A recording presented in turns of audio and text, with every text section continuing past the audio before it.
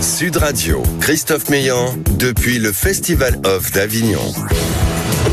Et merci d'avoir choisi Sud Radio pour passer ce moment avec nous.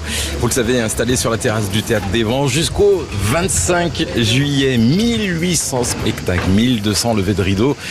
Et on fête ensemble les 60 ans du Festival Off d'Avignon. Et aujourd'hui, on fête surtout la défaite de l'équipe de France. Voilà, ça c'est dit. Des invités de marque aujourd'hui pour nous parler de leur spectacle. Pascal Légitimus, qui n'est pas là, qui va arriver d'ici quelques minutes, c'est promis. Gilles Verviche, qui est là. Et c'est tant mieux. Bonjour Gilles, comment ça va ? Ça va bien. Ça va très très bien. Très bien. Vous êtes bien installé ? Voilà, on est bien. Il fait pas trop chaud aujourd'hui. Ouais. Et ma Beaujon aussi, qui va venir nous rejoindre dans quelques instants et qui est au Chêne Noir. Et puis le monsieur de la maison qui connaît parfaitement cette antenne de Sud Radio, Yvan Cuchous. C'est ça, bravo Christophe. Bonjour tout le monde. Comment ça va Yvan ? Très très bien. Oui. Très heureux d'être ici à la maison, en famille quoi. Ouais, cette émission que tu animes une fois par semaine sur l'antenne de Sud Radio. Qui s'appelle le Loft Music. Et qui continue à la rentrée. Ouais, les dimanches absolument. Pour recevoir comme à la maison justement. C'est l'idée du Loft, des artistes qui chantent, qui font des performances en direct puis qui parlent de leur actualité quoi. Ouais, et cette année pour le festival, tu es là pour 3 exceptionnels. Ouais, on fait 3 exceptionnels sur le spectacle Une Voix si corde, donc de Claude Anougaro, avec un immense guitariste qui s'appelle Louis Winsberg. Et on est au Théâtre de l'Arrache-Cœur à 17h, donc cet après-midi, et encore le 22 juillet prochain, c'est-à-dire mercredi prochain. Et si on écoutait un petit bout ? Eh ben tiens, avec plaisir. Allons-y. Armstrong, je ne suis pas noir, je suis blanc de peau.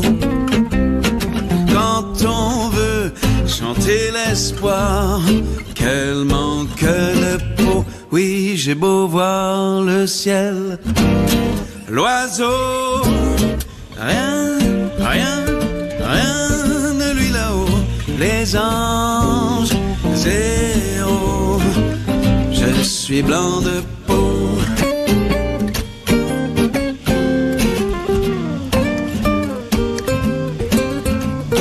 Armstrong, tu te fends la poire, on voit toutes tes dents.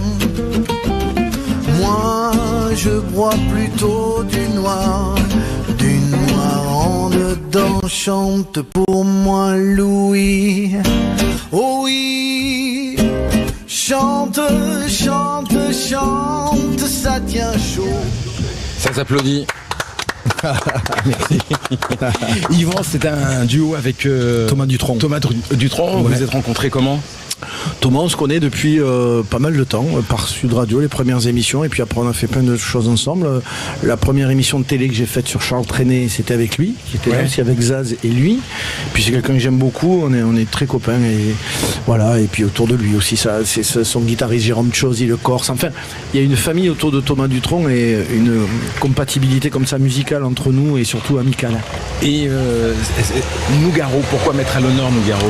Parce que je l'ai rencontré et que c'est lui qui a changé ma vie, ma trajectoire. J'étais prof de physique à Toulouse et j'ai rencontré. Rien à voir. On va en parler dans quelques instants. Il y a d'autres profs. Ah bah super. Ah bah voilà, on peut applaudir. Ouais. Notre ami Pascal Légitimus avec une valise, un sac à dos, une casquette, des lunettes de bleu vêtu. T'es bronzé en tout cas. Hein ? T'es bronzé. J'ai pas de marque de slip. Pascal, contrairement à vous. Bonjour messieurs. Tiens, bonjour salut Pascal, tu peux boire un petit peu d'eau. Oui, Yvan, j'ai rencontré Nougaro en 96 et ça a bousculé ma trajectoire. J'étais prof donc, et le fait de le rencontrer m'a mis le pied à l'étrier, m'a donné envie d'arrêter mon métier et puis de faire que de la musique. Puis j'ai travaillé avec lui, je fais pas mal de choses, et cet hommage, c'est une façon de lui rendre tout ce qu'il m'a apporté en fait 20 ans après, avec un guitariste voilà qui a aussi joué avec lui et qui est un guitariste extraordinaire qui s'appelle Louis Winsberg. Yvan, professeur de physique. Ancien. Hein. Oui, Ancien. mais tu l'étais quand même. Ouais, je l'ai été. Oui. On ne dit pas son petit. Ah non, j'avais un CAPES de physique, une maîtrise. Ah non, très sérieux. Très sérieux. Est-ce que ça passionne Pascal en plus, la physique? Non, mais en vrai, la métaphysique aussi. Ouais. Pascal Légitimus, notre invité, pour nous parler avec Gilles Verviche. Bonjour Gilles, bonjour. Nouvelle fois, oui. professeur.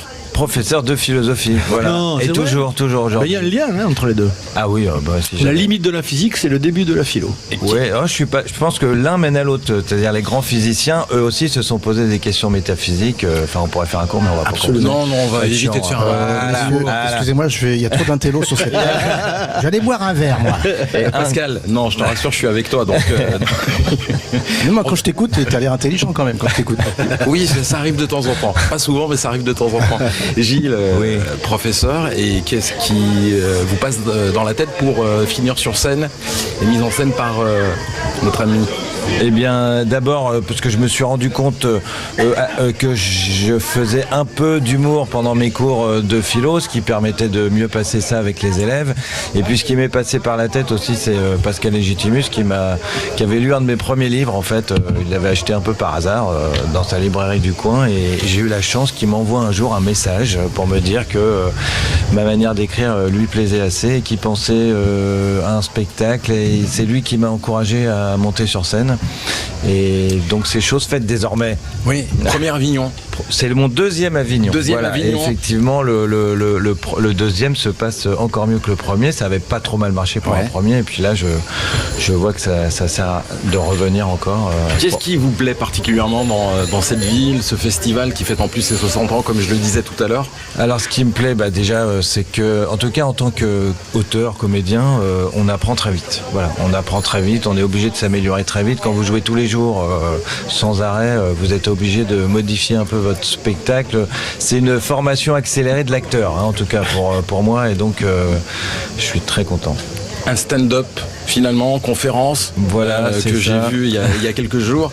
C'est vrai que c'est interactif. Parler de philo sur scène, ça peut effrayer certaines personnes, mais moi ce que je conseille à nos auditeurs, c'est vraiment de franchir la porte de ce théâtre, parce que c'est hyper accessible. Pour un mec comme moi qui ne connaît absolument rien en philo, c'est non mais c'est le but en fait. Il y a une sorte de ligne de crête en fait entre quand on dit stand-up philo. Alors déjà, je me rends compte quand je tracte, comme tous les artistes ici, que quand on dit stand-up philo, ça attire quand même parce qu'il y a une petite originalité. Et après, c'est la ligne entre l'humour et la philo. Quelle est la dose de chacun dans le spectac? Il faut que chacun y retrouve un peu ce qu'il était venu chercher. Et c'est un peu toute la difficulté de l'écriture. Le spectacle s'appelle Êtes-vous sûr d'avoir raison? Pascal, à un moment donné, toi qui fais tellement de choses, comédien, metteur en scène, écrivain, enfin des films, enfin être humain avant tout. Être humain avant tout, on se connaît très bien. Ouais. Qu'est-ce qui fait qu'à un moment donné, tu te dis tiens, je vais travailler avec un prof de philo? Comme il vous l'a dit, j'ai lu 3 de ses bouquins et le premier m'avait bien inspiré parce que à l'époque, je commençais à créer mon deuxième spectacle. Je me dis tiens, ce gars-là, il a une plume, et je vais aller le voir, s'il peut éventuellement m'écrire un sketch ou me donner des idées. Et je suis parti là-dessus. Ouais. Et puis au fur et à mesure, donc je l'invitais à déjeuner, et puis on a fait connaissance, et puis après je me suis dit, ce gars-là, il a quand même quelque chose. Et puis il y a un petit ego positif, et quand il m'a non, mais je pense que tous ceux qui montent sur scène ont un petit ego. Mais bien sûr, c'est pas. Mais pourquoi tu dis ça? Ça me paraît difficile. C'est pas forcément l'envie d'être dans la lumière, mais c'est surtout l'envie de faire rire les autres. Ouais. Et quand il m'a confirmé qu'il faisait rire ses élèves, je dis voilà, déjà le gars il a une scène particulière. Ouais. Maintenant, il faut transformer les scènes. Donc il va rentrer dans un univers qui est professionnel, et c'est là où j'interviens, c'est de lui expliquer, il y a une manière d'être, il y a des sentiments à jouer, il y a des comportements, il y a un public, il y a une technique. Donc tout ça, c'est un travail de longue haleine qu'il a appris progressivement, et puis il a goûté au truc, puis maintenant ça y est, il est contaginé. Il n'a pas envie de partir de scène. Non, c'est vrai, quand vous êtes, c'est assez étrange. Enfin, tous ceux qui ont fait de la scène le savent, mais quand on est face à un public, qu'on l'a un peu en main, qui rit à ce que vous dites, c'est des émotions qui sont difficilement reproductibles ailleurs. C'est marrant ce que tu dis, parce que je rebondis sur ce que disait Pascal. Moi, quand j'ai dit à Nougaro, quand j'ai rencontré, j'étais prof de physique, il me dit et pourquoi t'écris pas les leçons en alexandrin? Non mais voilà. Et dans le spectacle, je le dis, je me rappelle, je l'avais fait pour le surprendre, j'avais écrit toute une leçon de physique avec une réalité scientifique, tout en alexandrin. Il est allé se régaler de le mouvement de poing et de repère. Gilles, vous continuez à corriger des copies. Oui. Vous avez 2-3 perles comme ça. Oui, alors je commence le spectacle un peu là-dessus. D'ailleurs, ça permet de briser la glace. Alors, comme vous, c'est une mise en bouche. C'est une belle mise en bouche. Alors, comme vous le savez, comme je le dis au début, un fameux sujet est tombé cette année. Peut-on être heureux quand les autres ne le sont pas? Voilà. Alors, Ouais. comme je le dis, bien sûr, ça arrive à tout le monde. Il suffit pas d'être heureux, encore faut-il que les autres soient malheureux. Ça me rappelle un truc, ouais. Et voilà. Et on a quelques perles du bac. Alors, mais c'est des vrais de cette année. J'en ai une notamment, c'est un roman qui pourra servir à notre argument est le roman 1884, dont je ne me souviens malheureusement plus de l'auteur. Donc il écrit ça, le gars. Alors déjà, et comme j'ai dit au public, ce qu'il sait pas, c'est qu'il se souvient plus du titre non plus, en fait. Voilà. Et alors, il y en a un, c'est pareil. Quand on est à un enterrement, par exemple, mais de quelqu'un qu'on ne connaît pas, et qu'on vient de voir la vidéo la plus drôle de notre vie, on est d'humeur joyeuse. Et là, je dis, qu'est-ce que tu fous à l'enterrement de quelqu'un que tu connais pas? Enfin, manifestement, il y a des choses. Ouais, puis après, ils inventent des termes aussi. Quand on est heureux, ça s'appelle l'heurosité, la crualité. C'est joli, l'heurosité. Voilà, C'est la du l'heurosité. c'est beau. Ouais. La sérénitude aussi, ce qui rappelle certaines candidates à l'élection présidentielle.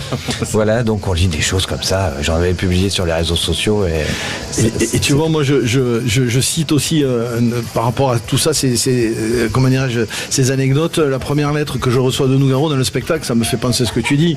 Il se barre, tu sais, en Bretagne pour se reposer, une cure au vert pendant une semaine, et je venais de le rencontrer. Il apprend que je suis prof de physique. Il m'envoie la première carte, première de sa main. Cher Yvan, professeur de physique, retour à l'œuvre Pi, et moi à mon physique, thalassothérapie. Oh là là là là. C'est beau. Là, C'est beau, et ça sera encore plus beau dans quelques instants, puisque c'est le moment de la pause fraîcheur. Pascal Légitimus et Gilles Verviche dans Êtes-vous sûr d'avoir raison? Midi à la Marelle des Teinturiers. Emma Beaujon arrive dans quelques instants, et puis notre Yvan, celui que vous connaissez, que vous suivez sur l'antenne de Sud Radio, pour 3 concerts exceptionnels Avignon. à Avignon. À tout de suite, les amis. Sud Radio.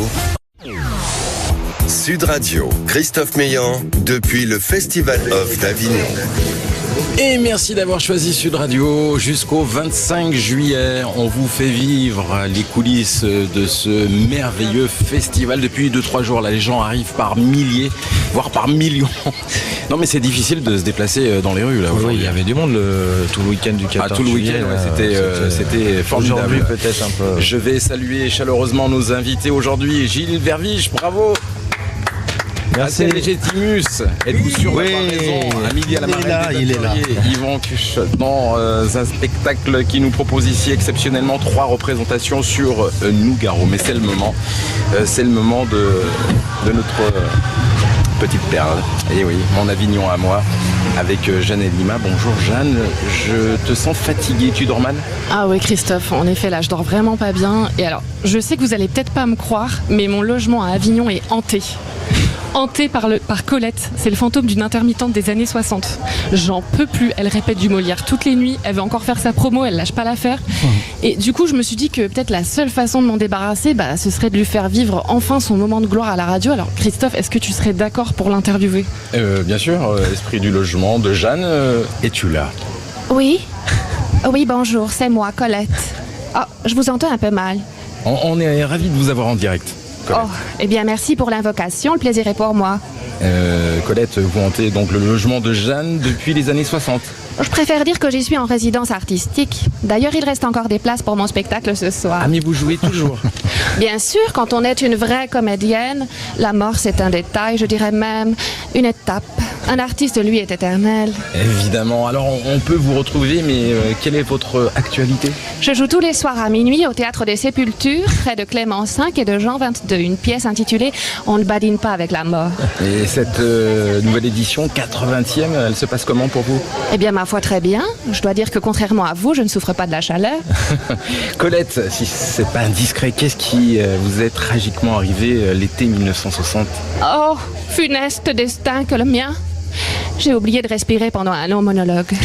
Résultat, paf, je suis sortie de scène. C'est terrible, Colette, mais qu'est-ce qu'on peut faire aujourd'hui sur Sud Radio pour vous aider? Mais enfin, Christophe, je suis à 2 doigts de faire une immense carrière posthume et là, vous voudriez que je parte... Arrête, enfin, Gérard. Pardon, excusez-moi, c'est mon amoureux, c'est Gérard Philippe. Il vous passe le bonjour d'ailleurs. Vous savez qu'il a une permission spéciale, il descend à Avignon chaque été. Finalement, Colette, vous avez l'air d'un fantôme plutôt heureux. Évidemment, c'est pour ça que je veux rester à Avignon. Après tout, Tristan Bernard ne disait-il pas la mort, c'est la fin d'un long monologue. Vous savez, pour oublier la mort, je crois qu'il n'y a rien de mieux que le spectacle vivant. Merci. Joli, bravo. Mon Avignon à moi avec la SACD. Et Jeanne, je vous conseille vivement d'aller découvrir son spectacle. C'est à 16h40 à la Comédie d'Avignon. C'est sublime. Bon, on va y aller. Elle danse, elle sait tout faire. Moi, je suis fasciné par les horaires. 16h40, 12h33, midi 54, 13h72. C'est incroyable. Ouais, mais Pascal, tu continues à voir beaucoup de spectacles quand tu es à Avignon ou voire même quand tu te balades? Quand j'y suis longtemps, oui. Et là, malheureusement, j'y suis pour 3 jours. Donc, je vais certainement travailler avec mes 2 collaborateurs. Donc, il y a Coche, qui est un autre spectacle, et puis Gilles Verlich. Coche le Belge? Coche, non, Coche... qui fait des bruits. Qui fait du beatbox. Qui fait des bruitages. Il raconte sa vie en beatbox. Ouais. Et surtout, il a un thème, c'est d'où vient le son. Par exemple, quand tu fais l'amour à une femme, si elle ne jouit pas, tu n'entends pas, c'est gênant. Voilà. Donc, c'est dire... quand c'est très gênant ce que tu viens de me dire. Tout à fait. Quand un camion recule, tu n'entends pas le bruit, c'est gênant. Donc, le son est très important dans notre vie. Voilà, j'ai pris 2 extrêmes. C'est la physique en plus, tu vois. Tout revient à la physique en fait. Voilà. Donc, il raconte sa life avec des bruits. Et puis, Gilles Verlich, spectacle, on sort plus intelligent. Gilles, quel est vous aimez plus parler à vos étudiants ou aux spectateurs qui payent? C'est ce que je commence le spectacle en disant ça. Quand je dis à mes élèves, il y a des gens qui payent pour venir me voir, vous c'est gratuit, en plus 4 heures par semaine, vous pourriez écouter. Alors c'est pas du tout la même chose en fait. Effectivement, quand je monte sur scène, il y a pas mal de gens qui m'ont dit ah oui mais t'as déjà l'habitude d'avoir une classe devant toi, et c'est pas du tout pareil. Ouais, mais il y a des similitudes en même temps quand même. Tiens, alors on est en représentation, voilà, mais on sait que les élèves ils sont là contre leur gré de toute façon. Ils ont pas le droit de sortir et ils ont pas choisi. Ils n'ont pas choisi, voilà. Et les spectateurs, il y a quand même une promesse quand même dans le spectacle. À l'école, il n'y a pas de promesse. Hein. Si tu viens pas, tu seras puni. Mais et c'est pour ça que j'essaye de leur donner le plaisir. Mais c'est quand même pas la même expérience quand même. Hein. Il y a une promesse du spectacle qu'on doit tenir quand même. Hein. Quelle est la réaction des spectateurs dès qu'ils sortent de la salle? On a appris des choses, on s'en moins bête. Oui, voilà. Alors, vous êtes drôle. Voilà, bon, il y en a qui s'en vont sans rien dire. Hein. J'imagine que ils ont la politesse de pas me dire je me suis ennuyé pendant 1 heure. Mais en général, oui, qu'est-ce qu'on dit? On a ri et réfléchi. C'était drôle et intelligent. Bon, je suis en train de m'envoyer des fleurs là, c'est un peu. Voilà, mais effectivement, oui. Alors, ce que j'entends très souvent, c'est si seulement j'avais eu un prof comme vous. Voilà. Mais non, mais c'est sûr. Voilà, tu as raison. C'est ça. Voilà, je dis ça en. Mais pour former, pour apprendre, il y a un côté de séduction qui est important parce que si tu fais chier les élèves et que tu ne les séduis pas, c'est vachement plus compliqué de leur transmettre des trucs. Voilà. S'ils adhèrent à toi, s'ils sentent que ce que tu fais, ça te plaît. Bien sûr. On a tous connu ça, des profs qui ne nous faisaient pas aimer leur matière, notamment en maths. Moi, j'ai eu 2 profs de maths moyens qui faisaient plutôt des mouvements de tennis au fond de la classe. Pour toi, ils s'entraînaient. Et du coup, moi, les maths, ça m'a. C'est ça, ouais. Mais plus tard, j'ai repris des cours de maths après le bac. Et le mec m'a dit, c'était un prof grec, il m'a dit, vous êtes doué quand même. Je dis, ah bon? Ah ouais, c'est un peu tard. Non, mais continuez pour comprendre un peu comment ça se passe. C'est ça. Voilà. Donc, Pascal Légitimus, Yvan. Et je vais poser la même question à Gilles. Est-ce que vous aimez jouer? Est-ce que j'aime jouer? Jouer d'une manière générale. Si je vous propose de jouer, de découvrir des... Ah oui, j'adore jouer. Vous adorez jouer. Je joue beaucoup avec mes 2 filles, on joue tout le temps. Je suis très joueur. Un petit blind test, les auditeurs adorent ça sur Sud Radio. Il va falloir retrouver des chansons. Oui. Je suis pas très bon là-dedans. Je devrais être avantagé, mais... Et c'est... On va retrouver des artistes humour musical. Ah. C'est simple. Enfin, c'est simple. Pour nous, c'est simple. Peut-être pour vous, ça sera début, c'est ça. Il faut buzzer il faut buzzer. Tiens, je te propose ma main. Stéphanie de Monaco. Stéphanie de Monaco, c'est ça. Les premiers extraits. C'est quand tu viens juste Ah oui, moi je l'ai. On va écouter un petit peu. On va laisser réfléchir Pascal Légitimus et Gilles Verlich. Et vous aussi, chez vous. Souvent dans le loft sur Sud Radio. Alors, et ça fait mal. La tristitude. Ah oui, pas vivant. Il s'agit de Hold de la. Ça fait mal. Tout à fait. C'est un super mec. C'est un copain d'ailleurs. J'ai eu l'occasion de faire son Olympia, il m'a invité il y a quelques années. pour faire jouer un petit morceau avec lui, c'était très sympathique. Ouais. Extrait Très bon numéro 2. musicien en plus. Pas si j'assume de ne coucher qu'avec elle. Donne-moi les clés ce soir, on fait la fête. Putain, j'y crois pas, donne-moi une claque. Humour musical. Elle t'a crevé ta bille, elle a même chez soi. T'es sur M6 le matin. Je sens que ça va être catastrophique. Alors, Ça ressemble à Fouta Cagoule, c'est ça, c'est les mêmes ou pas? Exactement, c'est Fatal Bazooka, Bazooka. ouais. Avec Stéphane Rousseau, entre autres. Troisième extrait. J'ai passé ces derniers mois sur Internet. ah oui, c'est Max Boublil, ça. Oui, je l'ai aussi, Max Boublil. Vous êtes bons les gars. Bravo. Il a sauvé l'honneur, Pascal. Ouais, moi, je suis commençait pas à très se bon. dire, oh merde, je vais finir funny. Ouais, j'ai besoin du visuel. Allez, quatrième extrait. Les gourmettes, la bite a du tulle. Tiens, Tire mon doigt, Mon fils dit mais c'est pas possible. un imitateur donc. santé. C'est très philosophique comme humour. Hein. Voilà. Il est blond, il est grand, il fait une tournée triomphale. Et c'est chez nos collègues de France Inter. Ah oui. Oh, tu le connais Pascal, c'est obligé. Oui, sûrement, mais Comment il s'appelle, je vois pas. Jérémy. Jérémy Crédville.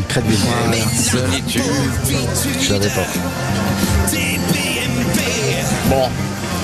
Et le dernier, alors si vous ne trouvez pas. Alors celui-là, je dirais rien. Je dirais sûr rien. que Je me présente, je m'appelle Charles. Oui, c'est bon. J'habite à Neuilly dans un quartier. Je crois que c'est les inconnus. Il l'a vu venir. Hein.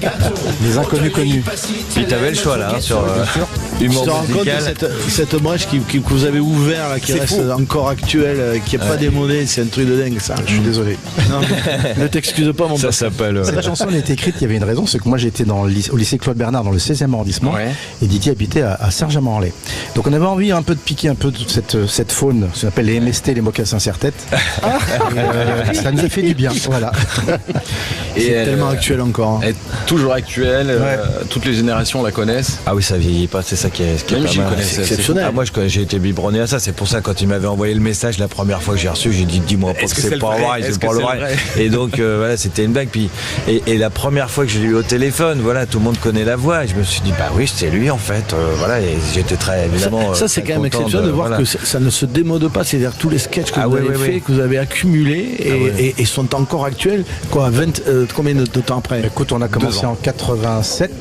Tu t'en rends compte? Jusqu'à, voilà. Non, mais Parce tu qu'il y comprends, a des humours ça qui n'est- passent pas le temps. Hein. Et là, Mais oui, mais là, il n'y a voilà. pas d'équivalent. Et nous, en on fait. a plusieurs formes. Pas On a la d'équivalent. chanson, on a le cinéma, on a la télévision. Ouais, enfin, mais donc même c'est ça les qui est sympa. contenus, les contenus.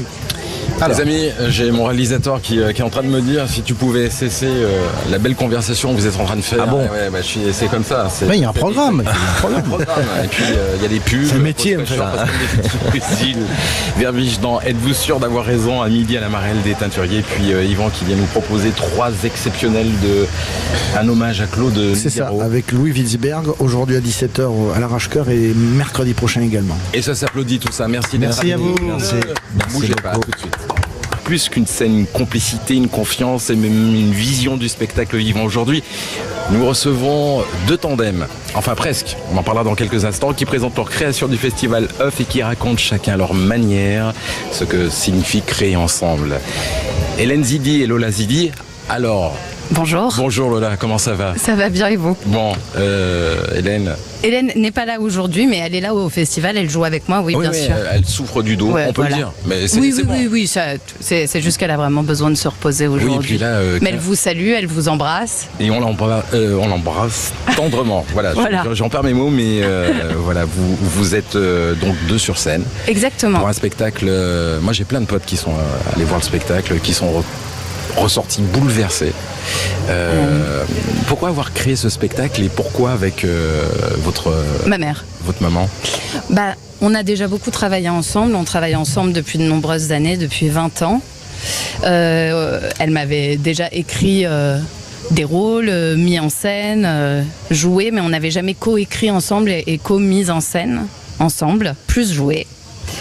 Et pourquoi on est parti sur ce projet? On avait fait Camille contre Claudel il y Bien a sûr. 10 ans, qu'on avait joué pendant 4 ans au Festival d'Avignon, en tournée à Paris et tout ça, et ça avait, enfin, notre duo fonctionnait très bien. En tout cas, apparemment, ça plaît au public. Nous, on prenait aussi beaucoup de plaisir à jouer ensemble toutes les deux. Ça donne beaucoup de sens à notre vie. C'est quand même très fort de Enfin, on n'a pas tous des parents qui font notre métier. C'est génial de pouvoir s'échanger, transmettre, et c'est un petit peu ça aussi le fil du spectacle. C'est dur parce que cette comédienne qui est un peu plus âgée que vous perd la mémoire. Exactement, c'est vraiment un spectacle qui parle d'amour, de transmission, de liens, de mémoire qui glisse et de tout ce qu'on est prêt à faire pour les gens qu'on aime pour qu'ils restent debout un peu plus longtemps. L'écriture, c'est quand même toujours une sacrée aventure d'écrire. Pardon, parce que j'ai très envie de regarder Maria aussi, que je trouvais éperdument belle. Je t'écoute. C'est quand même quelque chose d'écrire parce que c'est pas notre histoire. Ouais. C'est quelque chose de fictif qu'on a imaginé, mais forcément quand on écrit, je pense qu'on met toujours de nous parce qu'on met des bouts des gens qu'on a rencontrés dans nos vies, on met des bouts des histoires qu'on a entendues, on met notre perception du monde, notre perception de l'amour, de nos liens et tout ça. Et ça se joue au théâtre du Roi René. Forcément, ouais. Oui, c'est un peu là. C'est mieux quand même d'être à la maison. Oui, de toute façon, Hélène a créé des théâtres pour pouvoir créer, pour pouvoir elle-même faire ses pièces et avoir cette liberté-là. Donc oui, on est au Théâtre du Roi René dans la salle de la Reine à 11h55, comme l'année dernière. Lola, c'est plus simple de jouer avec sa mère ou ça a ses avantages et ses défauts? Moi, je crois que j'ai parfois rencontré des aventures extrêmement simples et c'était pas ma mère. J'ai parfois rencontré des aventures où c'était pas ma mère et c'était pas simple du tout. Ce que je sais, c'est que l'avantage avec ma mère, c'est qu'on s'aime éperdument et même quand c'est pas simple, ça le redevient toujours. Voilà, je pense que c'est ça la différence. Et un autre duo, Maria. Ouais. Bonjour à tous. Bonjour, comment ça va? Je t'ai écouté Lola et je suis complètement, je cautionne évidemment tout ce que tu dis parce que je ressens tout ce que tu dis. Donc voilà, on va en reparler. Et vous êtes deux justement. Eh oui. Avec en face de moi une personne que vous pouvez nous présenter pour les auditeurs de Sud Radio qui nous voient aussi, donc c'est pour ça. De manière professionnelle ou de manière privée? Les deux. Les deux. Parce que c'est les deux à la fois. Oui, ben justement. Alors Jean Vétremont, il est directeur de la compagnie Bacchus qu'il a créé il y a plus de 40 ans. Ouais. C'est terrible, 40 ans. Et il est metteur en scène. Ouais, c'est magnifique. Moi, c'est ce que je dis aux jeunes compagnies. Je vous souhaite vraiment de pouvoir fêter vos 40 ans. On les a fêtés l'an dernier. Ah, c'est beau. 40 ans de Bacchus. C'est quoi le secret de la compagnie Bacchus? Et surtout de la longévité de cet enfant. La liberté, voilà. Une équipe qui adhère au projet et puis la liberté assez folle que prend Jean, enfin, avec tous les risques et tout. Et on y va, quoi. On prend les risques et on y va. Courbet et Mathilde, les lettres interdites. Ouais. Ça, c'est c'est ce que vous nous proposez ici à Avignon. Entre autres. C'est lu. Non. En fait, c'est une histoire et ça rejoint Lola, puisqu'en fait, on a commencé au Roi René. Ouais, c'est fou qu'on se retrouve là. Ouais. Parce que en fait, on a commencé en 2012, quelque chose comme ça, avec un spectacle qui s'appelait Proudhon modèle Courbet. Et en fait, là, c'est une histoire assez incroyable, c'est une espèce de boucle, puisque viennent d'être découvertes récemment, c'est une histoire incroyable dans l'histoire de l'art, 120 lettres inédites entre Courbet et Mathilde, qui interprète Maria. 116 lettres sulfureuses. Et ça a duré un an, leur relation. Ils se verront jamais. Ils ne se rencontreront jamais. Mais je trouve ça. Mais les échanges. Et à la fois complètement dingue en 2026. On écrit pratiquement plus de lettres. Ça n'existe plus. Non, on chatte sur le net. Ouais, c'est ce que les jeunes me disent. Ah ben les jeunes me disent, mais c'est incroyable. Ouais, mais Courbet, c'est il y a 2 siècles. Oui, mais on peut pas les garder aussi précieusement. Puis une lettre, c'est du papier, ça se garde, ça se relie. Et heureusement qu'elles n'ont pas été détruites ces lettres, parce qu'elles auraient pu être brûlées et elles ne sont pas détruites. Sulfureuse, vous le dites. Donc c'est un spectacle qui est interdit quand même aux moins de 16 ans. Moins de 16 ans, parce qu'il fallait mettre une petite pastille aujourd'hui. Oui. Il faut mettre moins de 16 ans, mais finalement c'est accessible à tout le monde. Non, quand même. C'est quand même très chaud. C'est quand même très chaud, très réel. C'est la vie, quoi. C'est de la passion. C'est ça. Donc quand même, on pouvait pas laisser des enfants écouter cela, même si effectivement chez Courbet c'est une forme très naturelle de considérer le corps féminin, on le sait, mais quand même. Ils sont crus, ils tombent dans le panneau très facilement de cette jeune intrigante qui lui propose et qui rentre dans son jeu de façon totalement débridée. Et vous aussi, il y a cette complicité sur scène qui existe dans la vraie vie. Est-ce que c'est plus simple? Même question que j'ai posée. Alors pour reprendre Lola, c'est vrai qu'il faut s'aimer très fort. Hein. Ouais. C'est mieux. Parce qu'en fait, quand on est sur le plateau, on est la comédienne, donc il est le metteur en scène, donc on écoute le metteur en scène. Et oui, parfois quand on rentre à la maison, on peut avoir des échanges, d'autres échanges où on peut parler, voilà, du spectacle, on est d'accord, pas d'accord. Mais oui, alors on gagne. Moi, je trouve qu'on gagne en complicité. C'est-à-dire que le travail des comédiens, quand ils sont en équipe, c'est de trouver en fait une espèce de vitesse de croisière. Donc il faut se connaître, etc. Nous, je pense que c'est la même chose pour toi, Lola. On l'a déjà, cette vitesse. Cette complicité, magie, elle existe. T'as une magie même, je pense que c'est un truc, on dépasse le stade de la complicité. Il y a un truc qui est de l'ordre vraiment de la magie que tu peux difficilement trouver avec quelqu'un avec qui t'as pas cette intimité, ce lien. Tu sens l'autre très rapidement, tu sais, il est en difficulté. Tu te connais très bien. Il t'impulse une énergie. C'est un côté un peu animal en fait. Ouais. Et la magie, elle opère tous les jours ici au Festival d'Avignon pour ces 2 sublimes spectacles qu'il faut absolument aller découvrir. On va rappeler le spectacle, l'horaire précisément. Alors, ça joue les jours impairs, donc un jour sur Courbet 2, les jours impairs. Courbet Mathilde, les lettres interdites, au théâtre de la Nouvelle Étincelle à 21h30. Et Lola, avec ta maman. Et nous, c'est Anatomie d'une actrice à 11h55 au théâtre du Roi René dans la salle de la Reine. C'était court, mais c'était bon et on a envie de venir absolument venir découvrir ces spectacles. Merci. Merci de nous avoir invités. Sur Sud Radio, je vous applaudis très fort. Vous pouvez vous applaudir.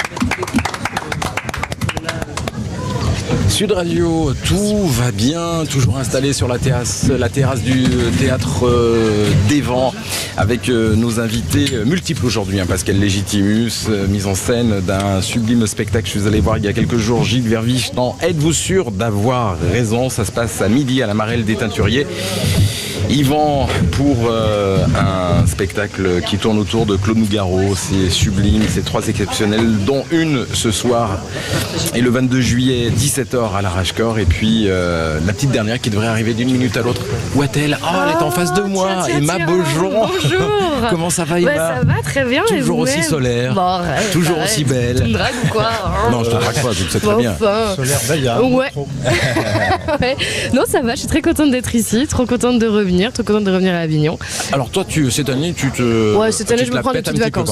Je fais 3 exceptionnels. 3 exceptionnels au Chêne Noir. Tu vois bien un spectacle que tu as créé l'année dernière ici à Avignon, que j'avais découvert au Cinévox. Absolument, Talent de fou.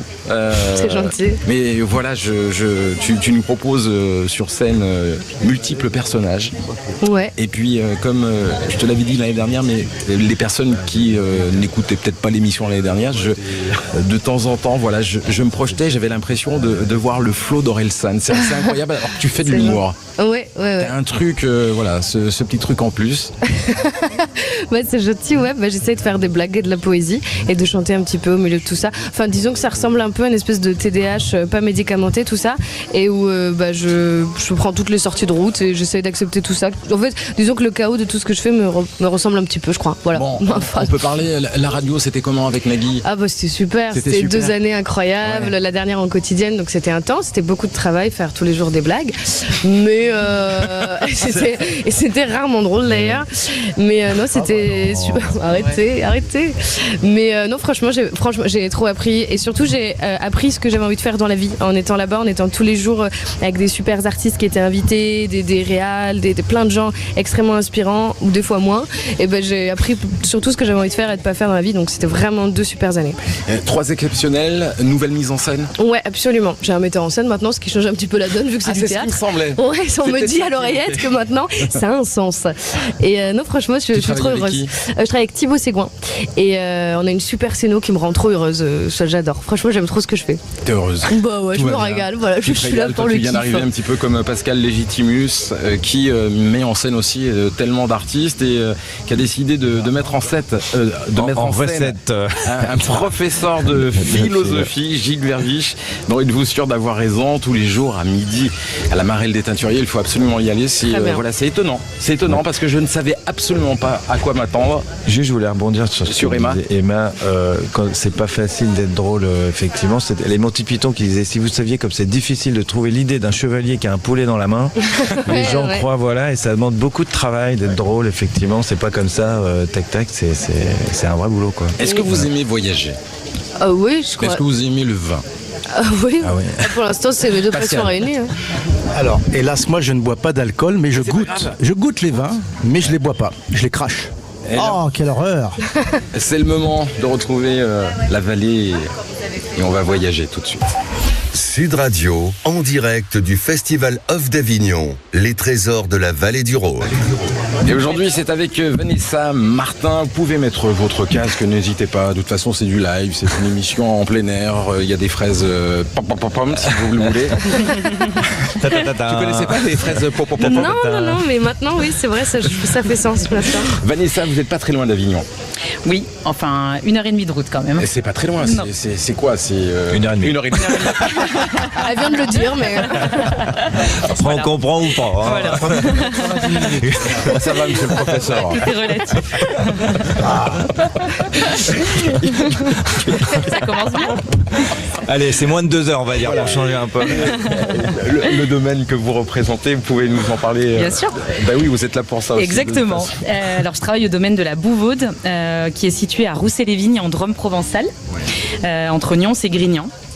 Et on est sur 17 hectares de vignes en agriculture biologique et on est sur un terroir à 450 mètres d'altitude, donc ça apporte une certaine fraîcheur dans les vins. Vous aimez le cinéma? Vous aimez les bandes annonces? Oui. Vous venez de faire un excellent teaser, puisque j'ai le réalisateur de cette émission qui me dit: Christophe, c'est le moment de la fraîcheur. Donc à tout de suite. Sud Radio, Christophe Meillan, depuis le Festival Off d'Avignon. Merci d'être avec nous, merci d'avoir choisi Sud Radio jusqu'au 25 juillet. On fête ensemble les 60 ans de ce festival Off d'Avignon. Il y a une queue en face de nous énorme devant le Théâtre des Vents. Oui, Pascal Légitimus, vous pouvez regarder, il y a du monde. Il y a beaucoup de... Ces trucs pour... Comment ça s'appelle ces machins? Des ventilateurs? Ouais, c'est ça, beaucoup de ventilateurs. Ouais, c'est très bien. Vanessa Martin, donc toujours à 1h30 d'Avignon, au domaine de la Bouvaude. Et pouvez-nous nous parler un petit peu de ce domaine? Ouais. C'est un domaine, donc on 17 hectares de vignes en agriculture biologique, 15 hectares de rouge et 2 de blanc. On a différentes cuvées. Ce qui est la plus représentative de notre domaine, c'est sur Côte-du-Rhône, village Rousset-les-Vignes. C'est une appellation très confidentielle, 20 hectares de production, et nous on est sur 17, donc on est quasiment sur de la confidentialité. On fait une cuvée éole en blanc, Vionnier, Roussanne, Marsanne, 2 cuvées en rouge, la Reine et l'Archipel, avec les cépages typiques de la vallée du Rhône. Et toujours à boire avec modération. Tout à fait. Gilles, tu es un amateur de vin? Je suis un amateur de vin, oui, alors toujours avec modération, oui, effectivement, et j'apprécie particulièrement les Côtes-du-Rhône. Pascal, toi, juste avant de passer à la pause fraîcheur, tu nous disais que tu bois peu, mais tu goûtes. Voilà, c'est que moi je ne bois pas d'alcool, je ne fume pas, enfin il y a plein de choses que je réfute parce que je m'aime, mais qui va loin ménage sa pirogue. Mais c'est vrai que les vins, je les goûte, parce que comme j'ai des amis, quand j'en ai pas, je les loue. Et c'est vrai qu'à la maison, j'ai une vieille cave de vieux rhum, une 50aine de bouteilles, et puis voilà, du blanc, du rouge, voilà. Et Emma, toi qui es beaucoup plus jeune que nous? Moi je les goûte, mais je les crache pas. Moi je déguste, je savoure, je digère, je vais. Ça voilà. m'appelle tellement quelqu'un. Olé. Alors, voilà, vive l'été, vive le bon vin. Ce sera sûrement mon épitaphe d'ailleurs. Ouais. Et vous avez une façon à vous de transmettre justement, d'aider les personnes qui viendraient pour la première fois découvrir vos caves? Oui, tout à fait. J'aime beaucoup entendre les deux discours parce que moi je suis vraiment pour. Il y a des gens qui boivent pas de vin et j'aime beaucoup l'idée de leur faire goûter, de cracher. La dégustation, c'est pas uniquement se bourrer la gueule, pour le dire clairement. S'enivrer. Je vois s'enivrer, tout à fait. Donc on peut faire ça, mais on peut aussi déguster autrement et c'est chouette d'accueillir des gens au caveau et puis de leur expliquer que ce qu'on appelle la rétro-olfaction, donc c'est un grand mot, mais pour dire que finalement tous les arômes sont là, même quand on recrache le vin. Donc je trouve que c'est une autre manière de consommer qui est intéressante. Et Yvan, toi qui es avec nous depuis tout à l'heure, tu consommes, tu goûtes, tu aimes ou tu n'aimes pas? J'ai été, j'ai la chance d'être ami et d'être proche d'un sommelier qui a été meilleur sommelier du monde, qui s'appelle Philippe Forbrac. Et c'est quelqu'un qui m'a ouvert justement toute cette connaissance, cette curiosité, quoi. Et c'est un monde en fait, on ouvre sur un monde que je connaissais pas et que j'adore. Ouais. Et est-ce que Claude Nougaro aimait le vin? Alors, je pense que tu as la réponse en posant la question. Oui, bien sûr. Et puis il aimait ensuite cet état d'être enivré, quoi. Tu vois, qui est propice pour la création, pour l'écriture, comme beaucoup d'auteurs, comme beaucoup de poètes. Tu vois, cet état un petit peu, émoustillé. On n'est pas à l'abri du voyage, quoi. Exactement. Et Emma, toi, tu as une discipline sur scène avant le festival, c'est-à-dire que tu te prépares physiquement? Non, j'essaye de rien faire. Enfin, alors, pas dans le sens faire rien, mais j'essaye de pas avoir de petits rituels et tout, parce que sinon je pète un câble. Il y a une période où je me disais, il faut que je boive 5 gorgées d'eau avant de monter sur scène et que je fasse 30 secondes de gainage. C'est absurde. Jamais réussi à tenir les 30 secondes en plus. Donc j'essaye de... Ouais, je parlais de gainage. Mais non, j'essaye de fuir un peu les petits rituels, sinon je crois que je deviens une folle dingue. Gilles, moi, tu te prépares comment? Je me prépare, je passe beaucoup de temps aux toilettes, oui. Stressé, je suis très traqueux. Ouais. Je suis très traqueux. Pascal, il est sponsorisé par Pampers, c'est ça son problème. Ouais. Moi, ce que j'aime, effectivement, ne rien faire, mais en même temps, s'il y a des potes qui viennent et on joue aux cartes et on discute, c'est-à-dire qu'ils m'emmènent ailleurs de la concentration du spectacle, c'est plutôt pas mal. Sinon, on est traqueur parce qu'on a peur de faillir. Mais bon, ça, c'est beaucoup de travail, bien sûr. Yvan? Moi, Pascal le sait, je joue de la trompette et c'est mon instrument maternel qui me régule. C'est-à-dire que si je suis trop speed, je joue à la trompette un truc qui me rend cool, et si je suis cool, je joue un truc qui me rend speed. C'est une régulation trompettistique. Et vous, Vanessa, avant de découvrir... Je vide la cave et après... Non, pareil, la respiration, je pense que c'est toujours important avant de parler à des gens, tout ça. Mais je suis pas sûre que le trac passe au fur et à mesure des années. Moi, on m'avait dit qu'en vieillissant, je stresserais moins. Et oui. C'est pour ça que ça fait plaisir de voir des artistes. Mais il ne faut pas qu'il passe. C'est important le trac. Est-ce que dans votre domaine, vous organisez des soirées à thème? Oui, tout à fait. Pour la 6e année consécutive, on organise un parcours nocturne de 2 km dans les vignes qui s'appelle Entre Vignes et Lumière. Donc c'est vraiment un parcours familial. Les gens viennent au domaine, ils prennent un petit verre de bienvenue et après on les équipe d'un audio-guide et ils partent dans les vignes pendant 2 km. C'est bientôt là, il y a des places. Tout à fait. Et vous êtes les bienvenus. C'est du 2 juillet au 5 septembre, tous les soirs à la tombée de la nuit. Et c'est vraiment un moment hors du temps qui est assez incroyable. Ouais. Vous nous rappelez où vous êtes précisément? Oui, à Roussé-les-Vignes, dans la Drôme provençale, entre Nyons et Grignan. À combien de kilomètres? Je sais pas, mais à 1h30 de route à Avignon. Moins de 2 heures. Merci Vanessa Martin, merci beaucoup. C'est le moment de se quitter les amis. Déjà, mais c'est le moment de la Minute Caline. Sud Radio depuis le Festival Off d'Avignon, la Minute Caline. Il reste 2 minutes 30, c'est le moment chaleureux, convivial, c'est le moment de partage. Yvan, simplement nous rappeler que tu joues 3 exceptionnels ici à Avignon. Au Théâtre de l'Arrache-Cœur, à 17h. Tu peux nous raconter? En duo. Ouais. C'est une relecture du répertoire de Nougaro avec un immense guitariste qui s'appelle Louis Winsberg, qui a joué avec Nougaro, avec Moran pendant 10 ans et qui relie avec une influence hispanisante, jazz hispanisant, et je raconte toutes mes anecdotes avec beaucoup de choses croustillantes, évidemment autour de Nougaro, pour ce spectacle d'1h15 où il y a vraiment un autre éclairage sur les chansons de Nougaro. Les gens adorent les redécouvrir, les textes sont tellement puissants et tellement quelquefois méconnus par la musique qui a été un peu forte et très, très intense, que c'est un joli spectacle d'humour et surtout d'émotion. Merci d'être passé nous voir, Emma Beaujean. Absolument. Moi, il me reste une seule exceptionnelle là au Théâtre du Chêne Noir et venez si vous voulez, je crois qu'il reste des places, donc on va se régaler. Je parle beaucoup de... Alors moi, si je dois hyper rapidos parler de mon spectacle, je parle de toutes les questions qu'on se pose et qui littéralement nous empêchent d'avancer, surtout quand on est une jeune femme, et qu'en fait des fois le plus important c'est le chemin pour se poser les questions plutôt que les réponses vraiment. Allez la découvrir sur scène. Moi j'ai eu la chance de la voir à de nombreuses reprises. Elle est formidable, Emma Beaujean, donc ici au Théâtre du Chêne Noir. Absolument. Et pour terminer, le duo, le infernal, Pascal Lévy-Muth et Gilles Verviche. Alors ils sont pas tous les deux sur scène. Alors Gilles Verviche est sur scène, moi je suis dans la salle, donc demain et après-demain. Voilà. Mais lui il est jusqu'à la fin du festival. Et qu'est-ce qu'on peut te souhaiter pour la suite, Gilles? Autant de succès que pour le début, donc c'est tous les jours à midi au théâtre de la Marelle des Teinturiers. Êtes-vous sûr d'avoir raison? Donc c'est un stand-up philo où on essaye de faire rire et réfléchir. Réfléchir, j'ai mon diplôme de prof. Rire, vous me le direz. Et effectivement sous la houlette de mon compère Pascal Légitimus que vous pourrez apercevoir dans les gradins les 2 prochains jours. Voilà. Merci mille fois d'être venu. J'ai aimé vos spectacles. C'est gentil, et je suis certain que les auditeurs de Sud Radio viendront découvrir tout ça. Merci à Titouan, merci Mathéo, merci à toute l'équipe à Paris. Je vous donne rendez-vous demain, toujours en direct du Théâtre des Vents ici à Avignon. Je vous embrasse très fort. À demain. Ciao tout le monde. Sud Radio. Parlons vrai.